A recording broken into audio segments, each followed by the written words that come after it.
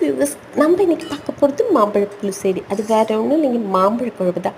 சம்மர்னாலே மாம்பழம் தான். மாம்பழத்தை மீடியம் சைஸில் கட் பண்ணிக்கோங்க. கூடவே பூண்டு, தக்காளி, வெங்காயம், உப்பு, மஞ்சள்தூள் சேர்த்து வேக வைங்க. உங்களுக்கு எவ்வளோ காரம் தேவையோ அந்த அளவுக்கு பச்சை மிளகா, காஞ்ச மிளகா, தேங்காய், ஜீரகம். நான் ஒரு முடி தேங்காய் யூஸ் பண்ணியிருக்கேன், 1/2 ஸ்பூன் ஜீரகம், 2 பச்சை மிளகா, 2 காஞ்ச மிளகா ஆட் பண்ணியிருக்கேன். நல்லா விழுத அரைச்சி எடுத்துக்கோங்க. அப்பா மாம்பழத்தோட வாசனை மூக்கு தொலைக்குது.